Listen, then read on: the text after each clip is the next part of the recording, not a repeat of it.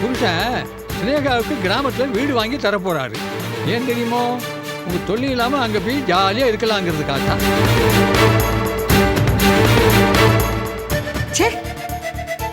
இந்த மகேஷ் இவ்வளவு மோசமானவனா? மனுஷனா இருந்தா நியாயம் கேட்கலாம். மனசாட்சி இல்லாதவங்க கிட்ட எப்படி நியாயம் கிடைக்கும்? முதல்ல ரோஜா, அப்புறம் ஸ்னேகா, இப்ப இந்த பொண்ணா? இவளுக்கும் ஸ்னேகாவை பத்தி தெரிஞ்சிருக்கு. தெரிஞ்சிருந்தும் மகேஷ கல்யாணம் பண்ணிட்டு இருக்கா. எல்லாரும் ரோஜா மாதிரி தன்மானத்தோட வாழ்வாங்களா என்ன? நம்ம பிரச்சனையை இவகிட்ட சொல்றதுனால எந்த நியாயமும் கிடைக்க போறது இல்ல. ரோஜாவுக்கு இந்த பொண்ணை பத்தி தெரியாது போல இருக்கு. ஆதாரத்தோட நிரூபிப்போம்.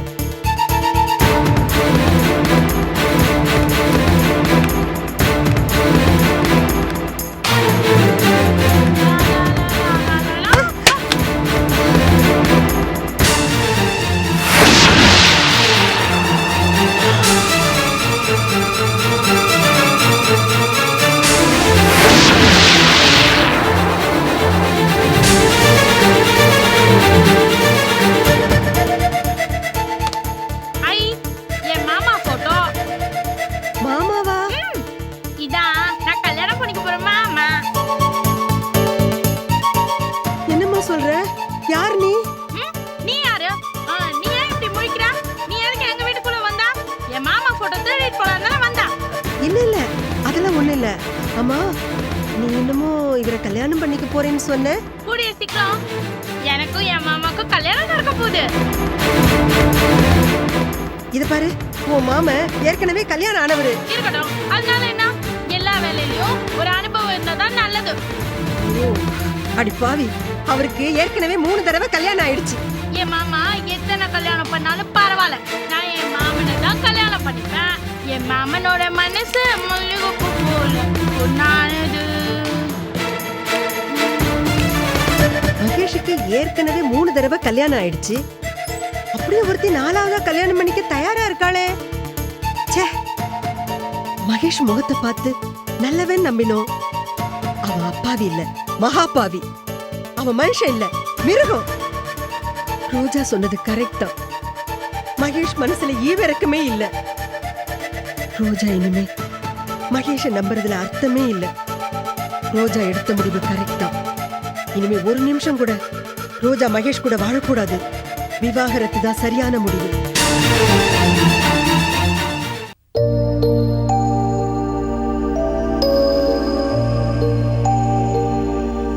கவிதா, இதுக்கு வந்த போ வெளியில.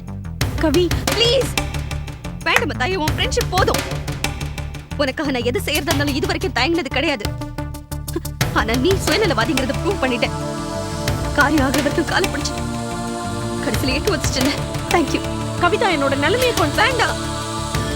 உனக்காக நான் உதவி பண்ண போய் உன் வீட்டுல இருக்கிற ஒவ்வொருத்தரும் என்ன அவமானப்படுத்திட்டாங்களே செல்வி. உன் புருஷன் என்ன அடிக்க கைய வாங்குறாரு. உன் மாமியாரு என்ன கேவலமா பேசுறாங்க. அதுக்கு மேல உங்க அம்மா அவங்களோட எல்லாம் சேர்ந்துட்டு வீட்டை விட்டு வெளியில போக மாட்டாங்க. நீ பாத்துட்டு பேசாம நிக்கிற. இது எல்லாத்தையும் பொறுத்துட்டு இருக்கிறதுக்கு நான் மானம் கெட்டவளா? ஐயோ கவிதா, ப்ளீஸ் கொஞ்சம் புரிஞ்சுக்கோ. நான் அவங்க சர்வம் கிட்ட மன்னிப்பு கேட்டுக்கிறேன். அவங்க பாவம்பா, வேற என்ன பண்ணுவாங்க சொல்லு? அவங்களுக்கு இந்த பிரச்சனையில யார் பக்கம் என்ன பேசுறதுன்னே புரிய மாட்டேங்குது. திடீர்னு அந்த ரவுடி குமார தான் மகன் சொன்னாங்க. திடீர்னு பார்த்தா அந்த பார்வதி பேய்க்கால சாஷ்டாங்கமா விழுந்து கும்பிடுறாங்க. அவங்களுக்கு நம்ம அளவுக்கு அவங்களெல்லாம் எதிர்த்து போராடுற அளவுக்கு மன தைரியம் இல்லப்பா. வந்து கேட்டு ரொம்ப சாதாரணமா மன்னிப்பு. நான் அவமானப்பட்டது பட்டது தானே. நல்லவங்க கிட்டவங்க வித்தியாசம் கூட அவங்க அம்மாவுக்கு தெரியாது. உன் மாமியார் கிட்ட சண்டை போடுறதுக்காக உனக்காக தானடி நாங்க வந்தேன். அதே அவங்க அம்மாவுக்கு புரிய மாட்டேங்குது. யோசிச்சு பாரு, நிச்சயதார்த்த தண்ணிக்கு நான் மட்டும் கரெக்ட் டைமுக்கு போலீஸோட அங்க வரலன்னா இந்நேரம் நிச்சயதார்த்தம் முடிஞ்சிருக்கும், கல்யாணம் முடிஞ்சிருக்கும். நீ டைவர்ஸ் பேப்பரோட வீட்டுக்கும் கோர்ட்டுக்கும் அலைஞ்சிட்டு இருந்திருப்ப. சரி கவிதா, இப்ப என்ன பண்ண சொல்ற? எங்க அம்மா அந்த பார்வதி கால்ல விழுந்த மாதிரி உன் கால்ல சாஷ்டாங்கமா விழுந்து மன்னிப்பு கேட்கணுமா? சரி, நான் பண்ண தப்புக்கு அதையும் செய்யறேன். என்ன மன்னிச்சிரு. என்ன நீ என்ன பண்ணுவ? நீ தயவு செஞ்சு உங்க அம்மா கொஞ்சம் புரியுவேமா ப்ளீஸ். சரி கவிதா, நான் உங்ககிட்ட சொல்றேன். I'm so sorry. That's okay. ஆனா எல்லா பிரச்சனைக்கும் அந்த குமார் தான் காரணம். அவனால் தான் எல்லா தலைவலியும். நான் தான் அன்னைக்கு உன்கிட்ட அவனை எப்படியாவது போலீஸ்ல காட்டி கொடுக்காதுன்னு சொன்னேன். ஆனா இப்போ அவனை எப்படியாவது போலீஸ்ல மாட்டி விட்டுன்னு சொல்றதுக்காக தான் வந்தேன். என்ன சொல்ற? அவன் அன்னைக்கு பெரிய மனசு பண்ணி போலீஸ்ல இருந்து காப்பாத்தணும்ல. ஆனா அந்த நன்றி விசுவாசம் கொஞ்சம் கூட அவனுக்கு இல்ல. உண்ட வீட்டுக்கே ரெண்டுக்கும் பண்ற மாதிரி எங்க வீட்லயே 5 லட்சம் ரூபாய் திருடி இருக்கான். இப்ப இந்த பழி என் மேல. உனக்கு இது தேவைதான். ஏய், நான் என்ன ஆசைப்பட்டு அவனை வீட்ல வச்சிருக்கேன்? அவன் அந்த மகேஷ் கிட்ட ஃப்ரெண்ட்ஷிப் வச்சிருக்கான். நான் ஏதாவது தகராறு பண்ணா உடனே குழந்தை கொண்டு போய் மகேஷ் கிட்ட கொடுத்துருவேன். என்னையே பிளாக்மெயில் பண்றான்.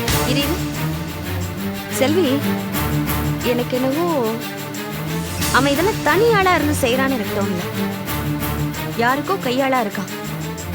அது எங்க அம்மாவா கூட இருக்கலாம். ஏய், என்ன சொல்ற நீ? ஒரு நாள் நான் அவனுக்கு ஃபோன் பண்ணியிருந்தேன். அன்னையில இருந்து தான் எங்க அம்மாவுக்கும் அவனுக்கும் ஏதோ சம்பந்தம் இருக்குங்கிறத நான் தெரிஞ்சுக்கிட்டேன். அவன் நதி மூலம் என்னங்கிறத நாம முதல்ல கண்டுபிடிக்கணும். ஹாஸ்பிட்டல்ல இருந்து ஆரம்பிப்போம். எந்த ஹாஸ்பிட்டல்? உன் குழந்தைய மாத்தணும்ல, அந்த ஹாஸ்பிட்டல் தான். அங்கதானே அவன் சுபாவோட லெட்டரை கண்டுபிடிச்சு கொண்டு வந்தா. சரி, எப்போ ஹாஸ்பிட்டல் போலாம்? சாயந்தரமே போலாம். சரி கவிதா, நான் கிளம்புறேன். எதையும் மனசுல வச்சுக்காதப்பா. சாயந்தரம் எத்தனை மணிக்கு போகணும்னு ஃபோன் பண்ணு. ஓகே, வாங்க அங்கிள். செல்வியா, வாமா. உங்ககிட்ட தான் பேசணும்னு நினைச்சேன். என்ன அங்கிள்? உன் மாமனார் ரத்னசாமி செய்யறது எதுவுமே சரியில்லைம்மா. என்ன செஞ்சாரு? ரத்னசாமியும் வைதேகியும் ஒரே ஊரான். வைதேகிக்கு வீடு வாங்கி தரணும்னு உன் மாமனாரும் ஒரே ரகலை பண்றாரு. என்ன அங்கிள் சொல்றீங்க? ஏன் மாமனாரா? வீடு வாங்கி கொடுக்கறதுக்கு பிரதிபலனா மாமனாருக்கு என்ன வேணுமா தெரியுமா? சொல்லவே நாக்கு கூசுறது. ரத்னசாமிக்கு வைதேகி மேல ஆசை. அவரது கீழ்த்தரமான ஆசைக்கு வைதேகி சம்மதிக்கணுமா? ஐயோ, என்ன அங்கிள் சொல்றீங்க? ஆமா செல்வி, அப்பா சொல்றது உண்மைதான். நீ உன் மாமியார் கிட்ட கொஞ்சம் பேசி அவரை கண்டிச்சு வை. ஏன் மாமனாரா எப்படி இவ்வளவு கேவலமா? சரி அங்கிள், நான் கண்டிப்பா பேசுறேன். அவருக்காக நான் மன்னிப்பு கேட்டுக்கிறேன். Sorry sorry mummy.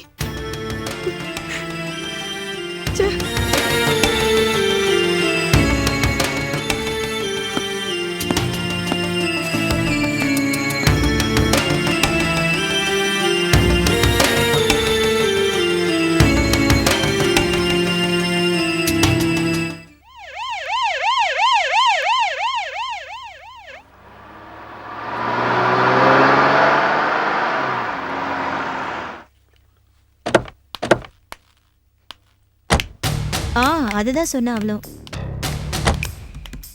இல்ல நான் ஒன்றும் சொல்லவே இல்லைப்பா. அதை நான் பார்த்துக்கிறேன். Excuse me. சரி, உங்ககிட்ட அப்புறமா பேசுறேன். சொல்லுங்க மேடம்.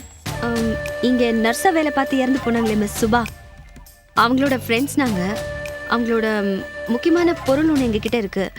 அதை அவங்க சொந்தக்காரங்க கிட்ட ஒப்படைக்கணும். ஆனா அவங்க அட்ரஸ் எங்களுக்கு தெரியாது. அவங்க சொந்தக்காரங்க அட்ரஸ் ஏதாவது உங்களுக்கு தெரியுமா? உங்களுக்கு ஏதாவது விவரம் வேணும்னா அங்க சுபாவோட ஃப்ரெண்டு கலான்னு இருப்பாங்க, அவங்கள போய் பாருங்க. Thank you. Welcome madam. Excuse me. என்ன? நாங்க இங்க எங்க ஃப்ரெண்டு. மேடம், நீங்க தானே செல்வி புகழ்மணிங்கிறது? ஆமா. உங்க டெலிவரி எப்ப நான் பார்த்திருக்கேன். அப்படியா? என்ன தெரியாத மாதிரி கேக்குறீங்க? அன்னைக்கு கூட உங்களுக்கு வேண்டியவர்னு குமார் வந்தாரு.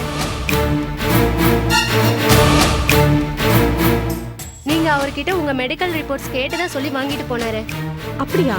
என்ன இவ்ளோ அதிர்ச்சியா கேக்குறீங்க? குமார் உங்களுக்கு தெரியாதா? அது குமார்னு எத்தனையோ பேரை தெரியும். நீங்க எந்த குமார சொல்றீங்க? அதான் மேடம், செத்து போன நர்ஸ் சுபாவோட காதலன் குமார்.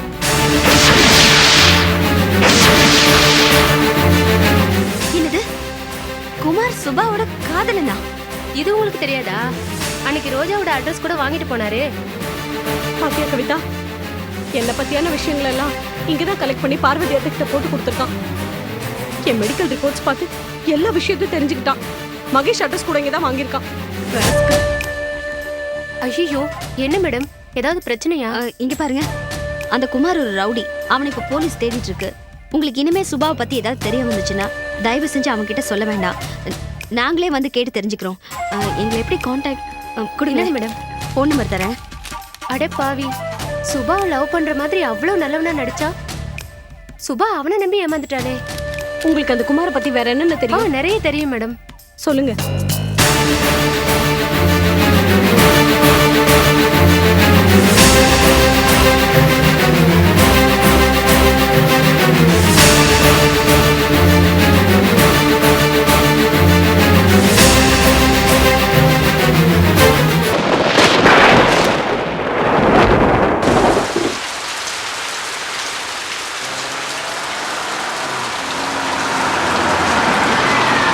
சார் இப்போ அடிங்க சார்.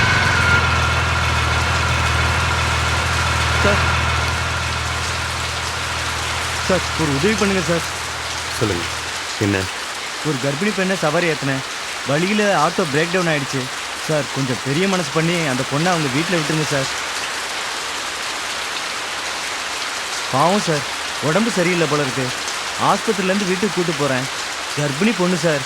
மழையில் வேற தொப்பெல்லாம் நனைஞ்சிருக்காங்க சார். மேற்கொண்டு நனைஞ்சு ஏதாவது எக்கதப்பா ஆகிடும் சார். சார் 4-5 வண்டிகளை நிப்பாட்டினேன் சார். நீங்கள் தான் பெரிய மனசு பண்ணி ப்ளீஸ் சார். சரி வர சொல்லுங்கள். ஆமாம் எந்த ஏரியா? ட்ரிப்ளிகேன் தான் சார். ஓகே, நான் போகிற வழி தான், ட்ராப் பண்ணிடுறேன். வர சொல்லுங்கள். Thank you sir. வரேன் சார். பரவாயில்ல. அம்மா அவர் கொண்டு போய் விட்டுறேன்னு சொல்லிட்டாருமா, அதிலே போயிருங்கம்மா.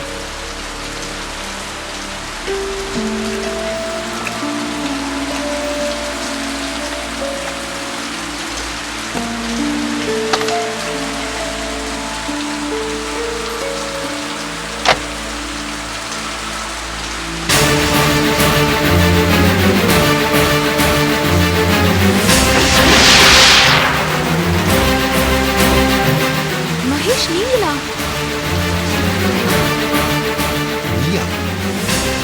மகேஷ், ரொம்ப ரொம்ப தேங்க்ஸ் மகேஷ். என்னது உடல் எப்படி நடுங்கிறா? இறக்கி விட்டுலாமா? என்ன என்ன பாக்குறீங்க? ஓ, யாரோ நினைச்சு ஏத்திட்டீங்க. இப்போ யாருன்னு தெரிஞ்சதும் எப்படி இறக்கி விடுறதுன்னு யோசிக்கிறீங்களா? மகேஷ் ப்ளீஸ் மகேஷ், என்னை இறக்கி விட்டுறாதீங்க. எனக்கு ரொம்ப குளிர்றது. ஜன்னி வந்துருமோன்னு பயமா இருக்கு. என்னால குளிர் தாங்க முடியாது மகேஷ், ப்ளீஸ்.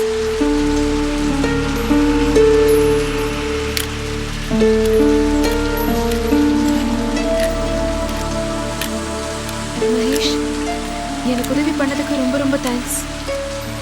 நீ இருப்பேன்னு நான் கொஞ்சம் கூட எதிர்பார்க்கல. ஆனா நான் அப்படி நினைக்கல மகேஷ். உங்க கருவை நான் என் வயிற்றுல சுமந்துன்னு இருக்கேன். அந்த ரத்த பாசம் தான் உங்க காருக்கு பிரேக் போட்டு இங்கே நிறுத்தி எனக்கு உதவி பண்ண வச்சிருக்கு. போதும் நிறுத்து. ரொம்ப கற்பனையை ஓட்டாத. எந்த ரத்த பாசமும் என்னை நிறுத்தல. இந்நேரத்தில் எந்த கர்ப்பிணி பொண்ணு உதவி கேட்டிருந்தாலும் நான் இதை தான் செஞ்சிருப்பேன். தெரியும் மகேஷ், கல்லுக்குள்ள எப்படி ஈரம் இருக்குமோ அதே மாதிரி உங்க மனசுக்குள்ளேயும் நிறைய ஈவம் இருக்கு. இப்ப நடந்திருக்கிறத தற்செயல்னு நீங்க சொல்றீங்க, ஆனா தெய்வ செயல்னு நான் சொல்றேன். இல்லைன்னா ஏன் கொட்டுற மழையில நான் வர ஆட்டோ பிரேக் டவுன் ஆகி நடு ரோட்ல நிக்கணும், நான் நிக்கிற அதே ரோட்ல உங்க வண்டி வரணும்? மகேஷ், எல்லா காரியத்துக்கும் கடவுள் ஒரு காரணம் வச்சிருக்காரு. முட்டாள்தனமா பேசாத. நீ எதிரி ஆபத்துல இருந்தா கூட அவனுக்கு உதவணும்னு நினைக்கிறவன் தான். அந்த அளவுக்கு உணர்ச்சி இல்லாத ஜடமா நான் இன்னும் மாறி இல்லை. நீங்க இன்னும் ஜடமா மாறலைங்கிற நம்பிக்கையில தான் மகேஷ் நானே இன்னும் உங்களை காதலிச்சுட்டு இருக்கேன். உங்க நல்ல மனசுதான் நம்ம 2 பேரையும் பிரிக்காம இன்னும் சேர்த்து வச்சிருக்கோம். நம்ம காதலுக்கு ஜீவன் கொடுத்து வாழ வச்சிருக்கோம். இது பேரு காதல் இல்லை, கருணை. என்னோட உணர்ச்சிகளுக்கு தப்பான சாயம் பூசி நீ ஏமாத்தி போகாத. நான் ஏமாறல மகேஷ், ஆனா நீங்க தான் உங்களை ஏமாத்தின்னு இருக்கீங்க. அதுதான் உண்மை, அதான் நிஜம். முகம் தெரியாத எவ்வளவு ஒருத்திக்கு நீங்க லிஃப்ட் கொடுத்து கார்ல ஏத்தின்றதுக்கு உங்களோட கருணை மனசுதான் காரணம். ஒத்துக்கிறேன், அதுதான் உண்மை. ஆனா அது ஸ்னேகான்னு தெரிஞ்சதுக்கு அப்புறம் வண்டியில இருந்து கீழே இறங்கன்னு நீங்க சொல்லிருக்கலாம்ல. ஏன் சொல்லல? அப்படி நீங்க என்ன வெறுத்திருந்தீங்கன்னா என்னை பார்த்த அடுத்த நிமிஷமே இந்த கார் வெட்டி இறங்குன்னு சொல்லியிருக்கலாம். ஆனா நீங்க அப்படி சொல்லல. நான் குளிர்ல நடந்துறத பார்த்து எனக்கு டவல் கொடுத்தீங்க. அதுக்கு பேரு கருணை இல்லை மகேஷ், காதல் தான். நீங்க எனக்கு கொடுத்தது துண்டு இல்லை, பொன்னாட. நம்ம காதலுக்கு நீங்க செஞ்சிருக்கிற முதல் மரியாதை.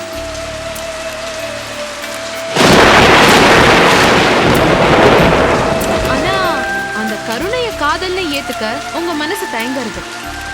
ஏதோ ஒரு ஈகோ இல்ல தடுக்கிறது. பாறையா இறுக்கி கிடக்குற அந்த ஈகோவை உடைச்சு தூக்கி எறிங்க மகேஷ். அப்பதான் நம்ம காதல் ஜெயிக்கும்.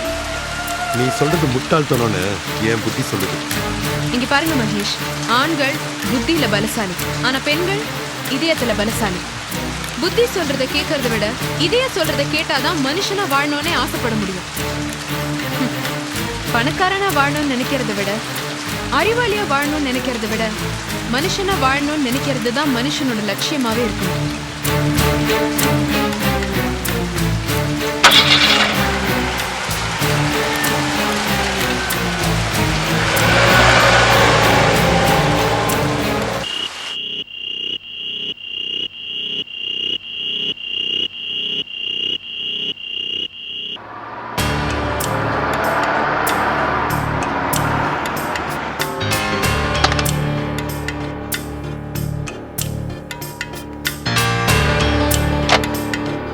ரொம்ப ரொம்ப தேங்க்ஸ் மகேஷ். நான் சொன்னது இன்னொரு தடவை நல்லா யோசிச்சு பாருங்க. உங்களுக்கு இன்னும் என் மேல அன்பும் அக்கறையும் அதிகமாவே இருக்கு. ஏன்னா குண்டும் குழியுமா இருக்கிற ரோட்ல வேகமா காரை ஓட்டின்னு வந்தா உங்க குழந்தைக்கு வலிக்குமேனு நீங்க மெதுவா ஓட்டின்னு வந்தீங்க. நீங்க பண்ற ஒவ்வொரு காரியத்திலையும் உங்களுக்கு என் மேல இருக்கிற அன்பும் அக்கறையும் எனக்கு நல்லா தெரியறது. எங்க ஊர்ல ஒரு பழமொழி சொல்லுவாங்க, தானம் கொடுக்குற மாட்டுப்பல்ல பிடிச்சு பார்க்க கூடாது. அதே மாதிரிதான் இருக்கு நீ பேசுறதும். பாவம், இந்த நேரத்துல ஒரு கர்ப்பிணி பொண்ணு தனியா ரோட்ல நிக்கிறாளேன்னு லிஃப்ட் கொடுத்தா அதுக்கு 1000 அர்த்தத்தை கண்டுபிடிச்சு நீ பாட்டுக்கு பேசிக்கிட்டே வர. இததான் நினைப்பு பல பேர் பொழப்பு கெடுக்குன்னு சொல்லுவாங்க. இங்க பார், நல்லா சொல்றேன் கேட்டுக்க. ரோஜாக்கு மட்டும்தான் என் வாழ்க்கையில இடம். இப்போ உன்னை கார்ல இருந்து மட்டும் இறக்கல, என் வாழ்க்கையில இருந்தும் இறக்கிட்டேன். forever. மகேஷ், அதை நீங்க தீர்மானிக்க கூடாது, கடவுள் தீர்மானிக்கணும். நிச்சயம் தீர்மானிப்பாரு. Good night. Goodbye. Goodbye forever.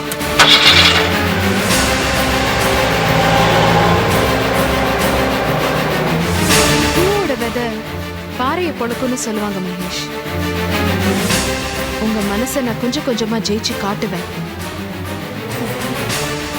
இது குட் பை இல்ல, ஜஸ்ட் குட் நைட்.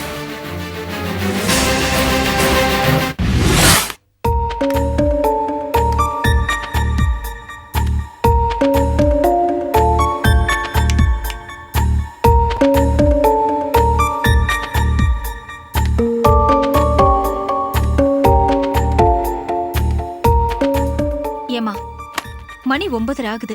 ஏன் இவ்வளவு நேரம்? மகேஷ பாத்தீங்களா? ஐஸ்வர்யா தூங்கிட்டாளா? தூங்கிட்டாமா. ஏமா, மகேஷ பாத்தீங்களா? பேசுனீங்களா?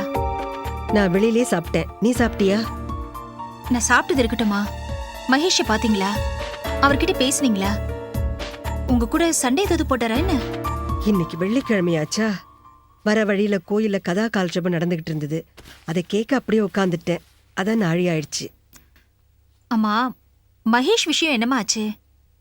இன்னைக்கு கேஸ் சிலிண்டர் வரதா சொன்னாங்களே, வந்துச்சா? வந்துடுச்சுமா. மகேஷ பார்க்க தானே காலையில போனீங்க. ஐயோ, ஐஸ்வர்யாவுக்கு மருந்து வாங்கணும்னு நினைச்சேன், அதை மறந்தே போயிட்டேன். அம்மா நில்லுங்க. என்னம்மா? அம்மா, நான் உன்னை கேட்டா நீங்க வேற எதுவும் பதில் சொல்றீங்க. உங்களுக்கு என்னாச்சு இப்போ? காலையில இருந்து நான் என்னென்னமோ கற்பனை பண்ணிட்டு இருக்கேன். எனக்காக தானே நீங்க பேச போனீங்க. வந்ததுல இருந்து எதுவுமே பேச மாட்டேங்கிறீங்க. மகேஷ் என்னமா சொன்னாரு? பதில் சொல்லுங்கம்மா ப்ளீஸ். மகேஷ் ஸ்னேகாவை கல்யாணம் பண்ணதுக்கு நீ துடிச்சு தற்கொலை பண்ணிக்க போன. அவன் 3வது ஒரு கல்யாணம் பண்ணிக்கிட்டான். 4வது கல்யாணத்துக்கு தயாரா இருக்கான்னு நான் எப்படிமா உங்ககிட்ட சொல்லுவேன்? நீ நொறுங்கி போயிடுவியே. உன்னை நரகத்துல தள்ளணுமா? உன்னை வேதனையில துடிக்க வைக்கணுமா? வேண்டாமா, வேண்டாம். என்ன யோசிக்கிறீங்க? மகேஷ பாத்தீங்களா? பேசுனீங்களா? என்னம்மா சொன்னாரு? பதில் சொல்லுங்கம்மா.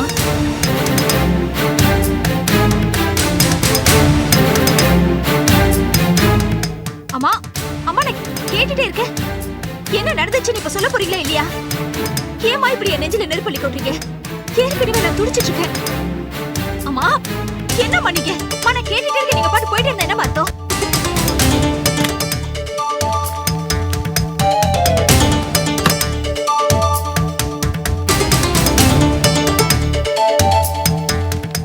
ஏமா, கேட்டுட்டே இருக்கேல, சொல்லுங்களேன்.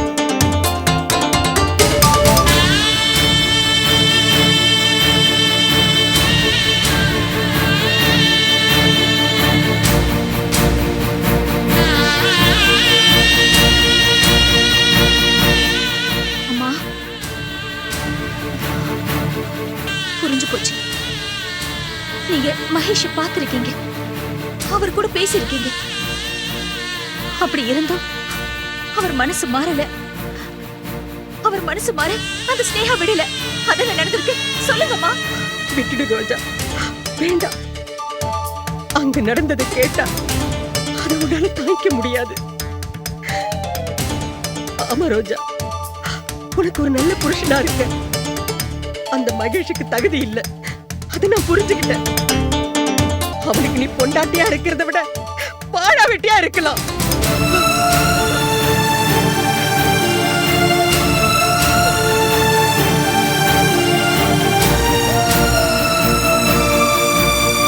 டைவர்ஸ் பேப்பர்ல கையெழுத்து போடாதேன்னு சொன்னது நான் தான். இப்ப நானே சொல்றேன், இந்த டைவர்ஸ் பேப்பர்ல கையெழுத்து போடு.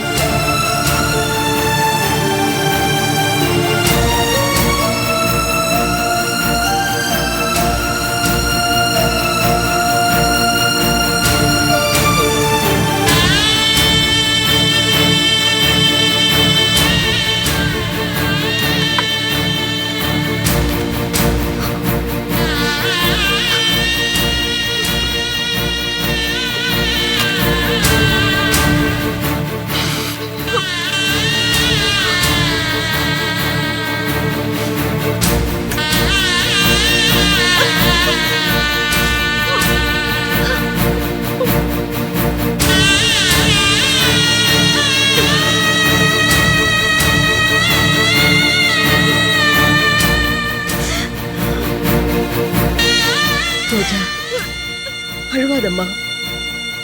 நான் உன் நல்லதுக்கு தான் செய்யறேன். தங்க ஊசியா இருந்தாலும் அதை எடுத்து கண்ணுல குத்திக்க முடியாது. நாளைக்கு நானே போய் இது அந்த பாவி மூஞ்சில விட்டு எறிஞ்சிட்டு வரேன்.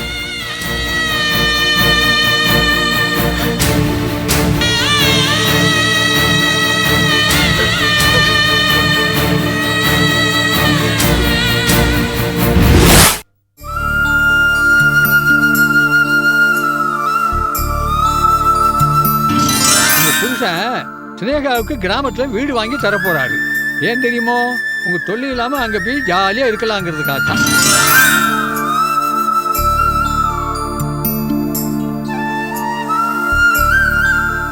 செல்வி, செல்வி,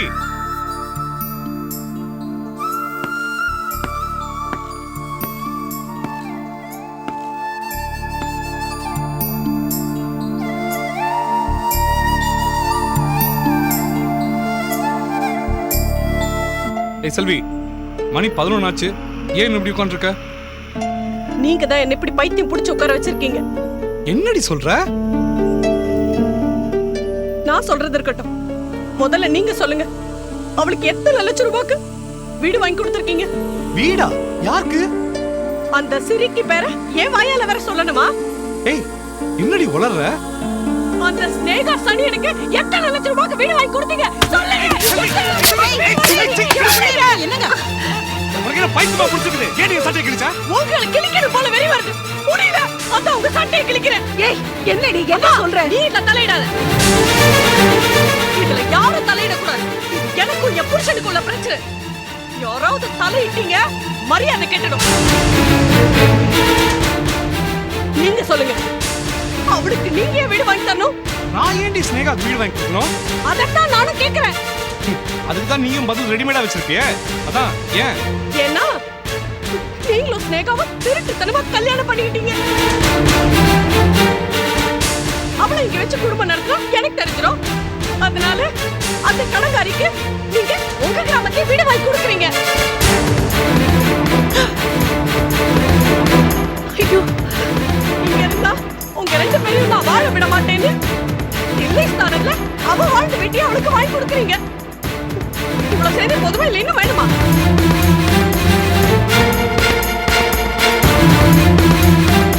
இது போய் யாரோ மனசு கெடுத்துருக்காங்க. ஸ்னேகாவை நீங்க வப்பாட்டியா வச்சிருக்கீங்க. ஏய், அரைஞ்சு பல்லகள்லாம் கழிச்சிடுவேன். ஓ, நீங்க பண்ற அசிங்கத்தை விட நான் பேசுறது உங்களுக்கு அசிங்கமா இருக்கா? அவரையா போட்டா துவரையா முளைக்கும். உங்க அப்பா புத்தி தானே உங்களுக்கு அப்படியே இருக்கும். உங்க அப்பா அந்த வைதேகிக்கு ஊர்ல ஒரு வீடு வாங்கி கொடுக்குறேன்றாரு. நீங்க வைதேகி மக ஸ்னேகாக்கு வீடு வாங்கி தரீங்களா? அப்ப அம்மாவை வச்சிருக்காரு, உள்ள அந்த அம்மாவை பத்த மகளை வச்சிருக்காரு. ச்சீ! என்ன கீழ்த்தனமான மட்டமான கேவலமான குடும்பம். இந்த குடும்பத்தை வாக்கப்பட்டதுக்கு நாட்டுக்கு சாகலாம்.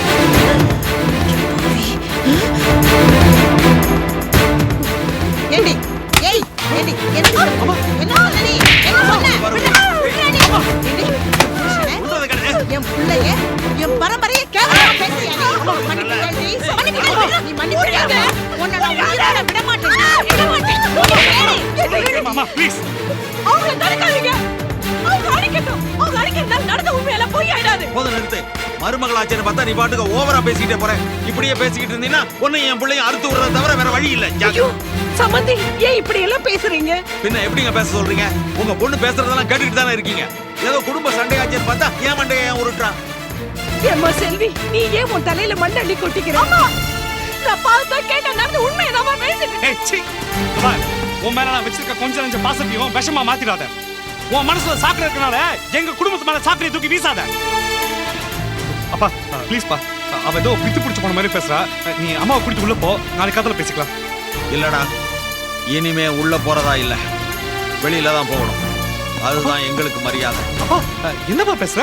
இந்த டைம்ல எப்படிப்பா? அப்பா நான் சொல்றதை கேளுப்பா, எல்லாம் நாளைக்கு காத்தால பேசிக்கலாம். நீ அம்மா கூட்டிட்டு உள்ள போப்பா. அப்பா ப்ளீஸ் பா. இல்லடா புகழ், இல்ல நீ சொல்றத நான் கேட்க மாட்டேன். அடியே என்ன தைரியம், என்ன தைரியம்? ஆத்தாளும் மகனும் சேர்ந்து புள்ளைய திருடனதும் இல்லாம எங்க மேல பதிலுக்கு பழிய போடுறியா? பழிய போடுறியா? நீ சொல்றத கேளுமா ப்ளீஸ். உள்ள போ, எல்லாம் நாளைக்கு காத்தால பேசிக்கலாம். போமா. அப்பா தயவு செஞ்சு போப்பா ப்ளீஸ், போப்பா.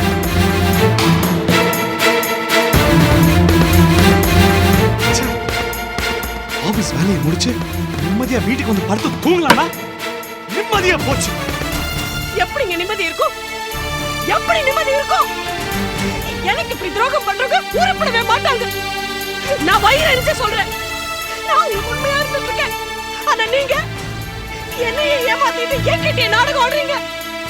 நீங்க நல்லாவே இருக்க மாட்டீங்க. ஏய், உனக்கு அறிவு இல்ல? படிச்சதானே. நான் எந்த வீடும் ஸ்னேகாவுக்கு வாங்கி தரல. எவனி சொன்னது? அவனை இப்பவே என்கிட்ட காட்டு. காட்டுறீனா எதை வச்சு நீ வைத்தியம் ஆடுற?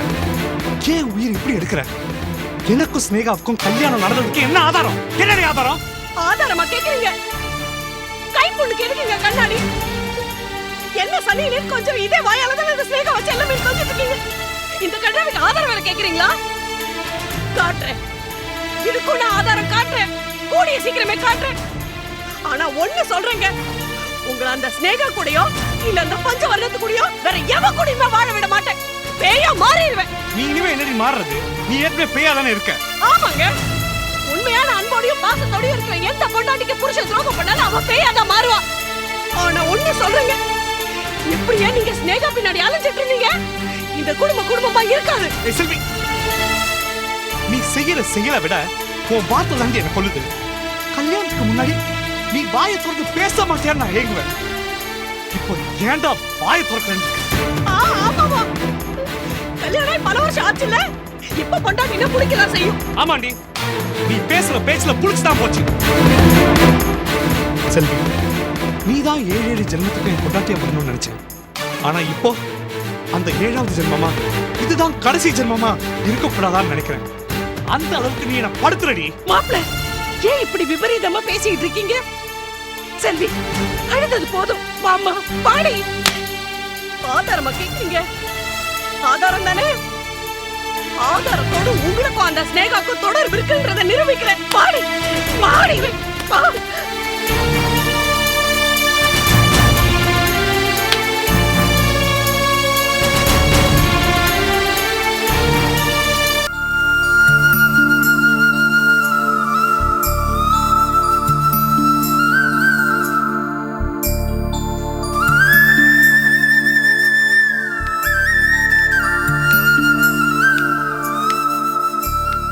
புகழ்மணி சார், குட் மார்னிங். நான் இப்பதான் பஞ்சாங்கத்தை பார்த்துட்டு வரேன். கிராமத்து வீடு வாங்குறதுக்கு இன்னைக்கு நாள் ரொம்ப நன்னா இருக்கு. நீங்க பணம் கொடுத்துட்டீங்கன்னா பெட்டரா இருக்கும். அது வந்து ஸ்னேகா.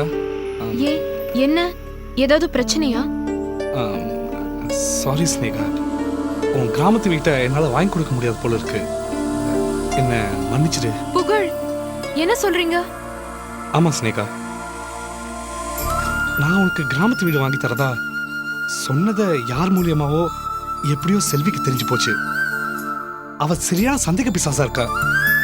என்னையும் உன்னையும் நினைச்சு ரொம்ப தப்பா பேசிட்டா. நான் உன்னோட உணர்ச்சிகளை மதிக்கிறேன், ஆனா செல்வி அதை மதிக்கவே இல்லை. ரொம்ப கீழ்த்தனமா சந்தேகப்படுறா. எனக்கு பைத்தியம் முடிக்க வைக்கிறா. நேத்து எங்க அம்மாவையும் எங்க அப்பாவையும் கூட ரொம்ப கேவலமா பேசிட்டா. எங்க அம்மா அவளை அடிச்சிட்டாங்க. புகழ், எனக்கு புரியுது. I'm very sorry. நீ என்ன பண்ணுவ? அவ ஏதோ மென்டல் மாதிரி நடந்துக்கிறா.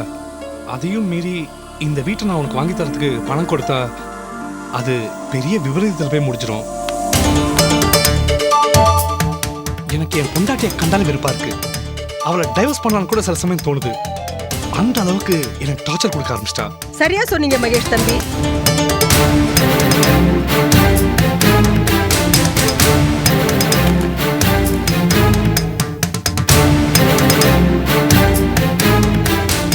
உங்க வாயிலிருந்து இப்படி ஒரு வார்த்தையை கேட்க எனக்கு ரொம்ப சந்தோஷமா இருக்கு. நீங்க எப்படிங்க திடீர்னு? ஆமா, திடீர்னு தானே எல்லாமே நடக்குது. கல்யாணங்கிறது 1000 காலத்து பயிர்னு நாங்க அந்த காலத்துல சொல்லுவோம். ஆனா இப்ப நினைச்ச உடனே அதை அறுவடை பண்ணிடுறீங்க. நீங்க என்ன ரோஜாவை டைவர்ஸ் பண்றது? அவளே டைவர்ஸ் பத்திரத்துல கையெழுத்து போட்டு அனுப்பியிருக்கா. பார்த்து ரசிங்க.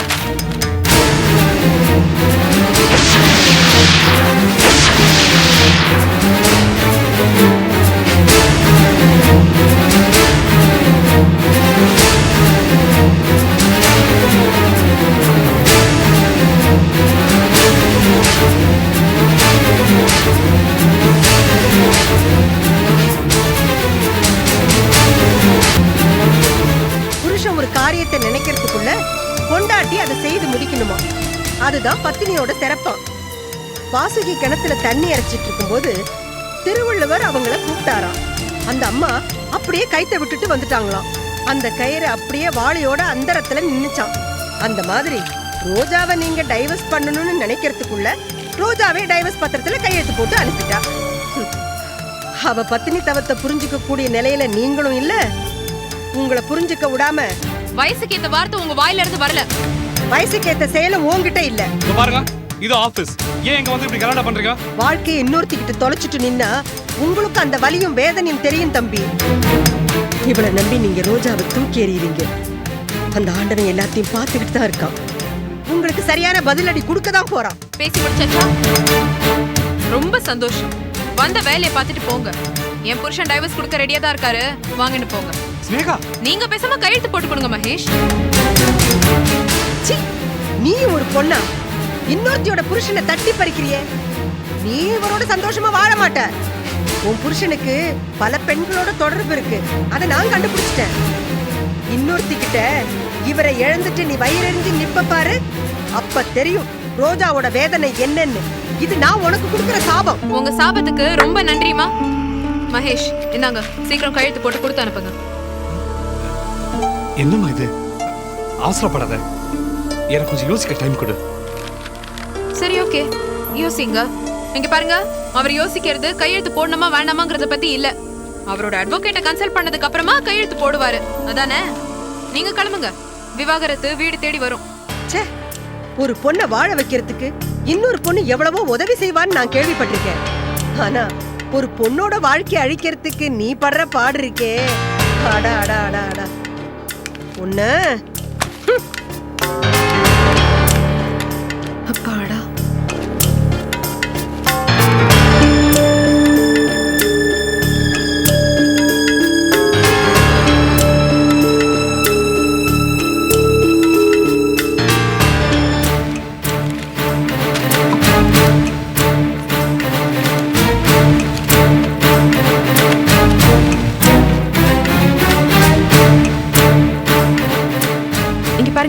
இது மகேஷ் எனக்கு கொடுத்த கவிதை புத்தகம். இதுல அவரோட கையெழுத்து இருக்கு. நீங்க இதை பார்த்து அப்படியே இந்த டைவர்ஸ் பேப்பர்ல காப்பி பண்ணி போட்டுருங்களேன். இந்தாங்க, போடுங்க. என்ன ஸ்னேகா விளையாடுறியா? படிக்கும்போது எங்க அப்பாவோட கையெழுத்த ப்ராக்ரஸ் ரிப்போர்ட்ல போடுறதுக்கே நான் பயந்து நடுக்குவேன். நீ என்னடானா சர்வசாதாரணமா டைவர்ஸ் பேப்பர்ல மகேஷோட கையெழுத்து போட சொல்ற? இது எவ்வளவு பெரிய விபரீதம் தெரியுமா? ஏதோ மகேஷா நடிக்க சொன்ன நான் நடிச்சேன். இப்போ என்னன்னா மகேஷ் மாதிரி கையெழுத்து போட சொல்ற? இதெல்லாம் எங்க போய் முடியும் தெரியுமா? உன் கழுத்துக்கு நீயே கத்தி வைக்கிறியா? புகழ் ப்ளீஸ் புரிஞ்சுக்க முயற்சி பண்ணுங்க. இது இது நானா உருவாக்கின சந்தர்ப்பம் இல்ல, எனக்கு கிடைச்சிருக்கிற ஒரு நல்ல வாய்ப்பு. கடவுள் எப்போதுதான் இந்த மாதிரி ஒரு நல்ல வாய்ப்பை கொடுப்பாரு. இதை நான் நல்லபடியா பயன்படுத்திக்கணும். இப்போ எனக்கு ஒரு நல்ல வாய்ப்பு கிடைச்சிருக்கு புகழ், இதை நான் விட மாட்டேன். மகேஷ் ரோஜா கிட்ட இருந்து நிரந்தரமா நான் பிரிக்கணும். அதுக்கு நீங்க தான் எனக்கு உதவி பண்ணணும் ப்ளீஸ். ஸ்னேகா, நீ தெரிஞ்சு பேசுறியா இல்ல தெரியாம பேசுறியா? நான் இப்ப மகேஷோட கையெழுத்த போடுறதோட பிரச்சனை முடிஞ்சிருமா? நாளைக்கு கோர்ட்டு கேஸ்ன்னு போகும்போது மகேஷ் நேரடியா கோர்ட்ல ஆஜராகணும். அப்ப அவன் எனக்கும் இந்த விவாகரத்துக்கும் எந்த சம்மந்தமும் இல்லைன்னு சொல்லிடுவான். இது ஃபோர்ஜரின்னு தெரிஞ்சிடும். அப்புறம் நம்ம 2 பேருமே கம்பி பண்ண வேண்டியதுதான். அதை ஞாபகத்தை வச்சுக்கோ ஸ்னேகா. புகழ், இது எனக்கும் நானா புரியுது. ஆனா இந்த டைவர்ஸ் பேப்பரை நம்ம இன்னைக்கே கொடுத்து இந்த கேஸோட நாளைக்கே கோர்ட்டு வரப்போறது இல்ல. நிறைய ஃபார்மாலிட்டிஸ் நடைமுறைகள் எல்லாம் இருக்கு. அதுக்கெல்லாம் இன்னும் நிறைய டைம் ஆகும். அதுக்குள்ள நான் மகேஷ் மனசை எப்படியும் என் பக்கம் திருப்பிடுவேன். இது ஒரு கோல்டன் ஆப்பர்ச்சுனிட்டி புகழ், ப்ளீஸ் நீங்க தான் எனக்கு ஹெல்ப் பண்ணணும். அதே எப்படி ஸ்னேகா, பிரச்சனை கோர்ட்டுக்கு வரதுக்குள்ள மகேஷ் ஓம் பக்கம் சாஞ்சிடுவார்னு அவ்வளவு உறுதியா சொல்ற? மகேஷுக்கு 1% கூட உன் மேல பிரியம் இல்லையே. அப்படி சொல்லாதீங்க புகழ். அன்னைக்கு ஒரு நாள் நான் மழையில நனைஞ்சுட்டு இருக்கும் போது மகேஷ் எனக்கு அவரோட கார்ல லிஃப்ட் கொடுத்தாரு. அவரோட மனசுக்குள்ள இன்னும் என் மேல காதல் இருக்கு. அதை அவர் உணர வைக்கிறதுக்கு எனக்கு இன்னும் கொஞ்சம் டைம் வேணும். ஏன் புகழ் இவ்வளவு யோசிக்கிறீங்க? நான் எதுக்காக போராடுறேன்னு உங்களுக்கு தெரியாதா? என் வயித்துல வளர்றது மகேஷோட குழந்தை. எனக்கு மகேஷ் வேணும். இதெல்லாம் தான் உங்களுக்கு ஏற்கனவே தெரியுமே. ஆனா நாம அவசரப்பட்டு எந்த முடிவும் எடுக்க வேண்டாம். எனக்கு யோசிக்க கொஞ்சம் டைம் கூட ப்ளீஸ்.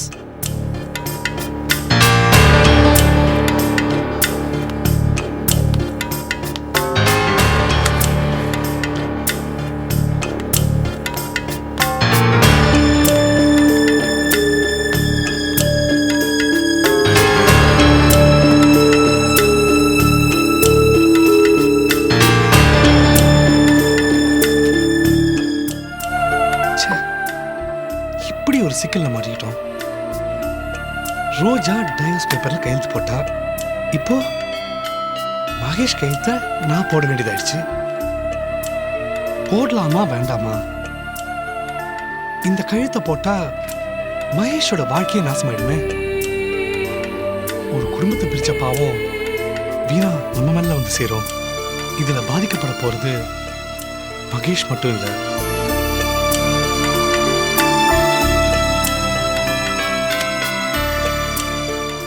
எனக்கு எந்த துரோகமும் செய்யாத அந்த அப்பாவி பொண்ணு ரோஜாவோட வாழ்க்கையும் நாசமாயிடும். ஆனா இன்னொரு பக்கம் ஸ்னேகாவோட வாழ்க்கைக்கு ரொம்ப பொறுப்பேற்றுக்கிட்டோம். ஸ்னேகாவையும் மகேஷையும் சேர்த்து வச்சு நியாயத்தை நிலைநாட்டணும். எது சரி எது தப்பு எதுவுமே புரியலையே. வெளியில போ மகேஷ், பணத்தை கொடுத்துரு. இல்ல நான் உனக்கு கொடுக்குற அடிய நீ காலம் பூரா மறக்க மாட்டேன். இந்த பார், அண்ணாவசியமா என்ன பகிச்சுக்காத, அப்புறம் உனக்கு தான் நஷ்டம். ஏய், சும்மா என்ன பேசிட்டு இருக்க?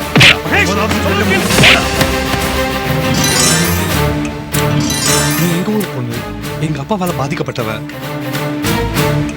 உனக்கு நல்ல வாழ்க்கை அமைச்சு தர வேண்டியது என்னோட கடமை இல்லையா? சரி, அந்த மகேஷ் கிட்ட பேசி பார்ப்போம். அதான் ஒரே வழி.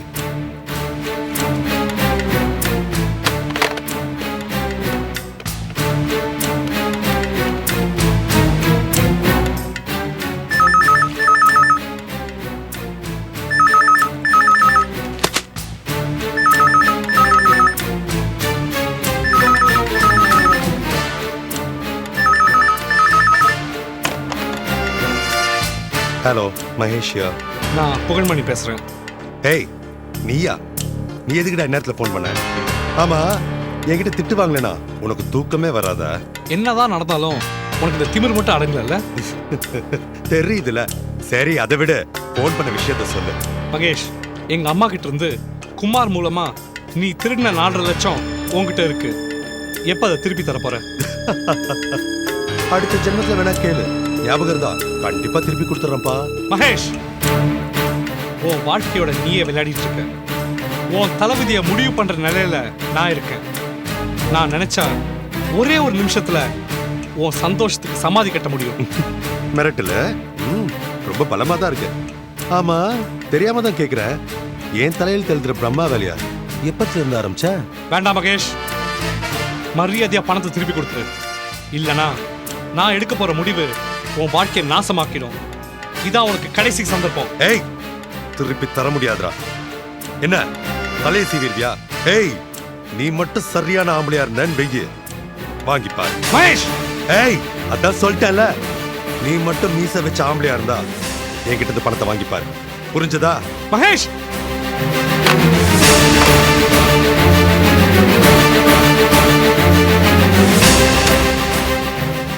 நீ மட்டும் சரியான ஆம்பளையா இருந்தேன்னு வெய்யு, வாங்கிப்பாரு. நீ மட்டும் மீச வச்ச ஆம்பளையா இருந்தா என்கிட்ட இருந்து பணத்தை வாங்கிப்பாரு.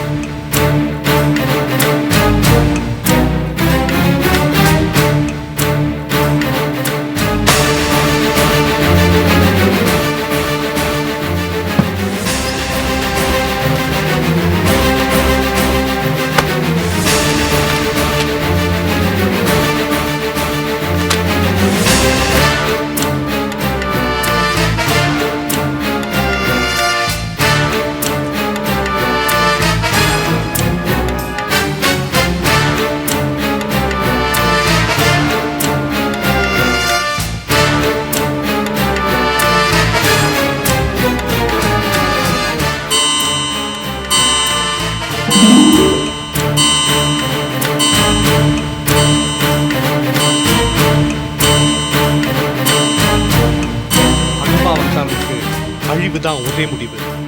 உன் கதை முடிஞ்சது மகேஷ். ரோஜா இனிமே உனக்கு கிடைக்க மாட்டா. I am very sorry. இது நீயா எழுதிக்கிட்ட உன்னோட தலையெழுத்து.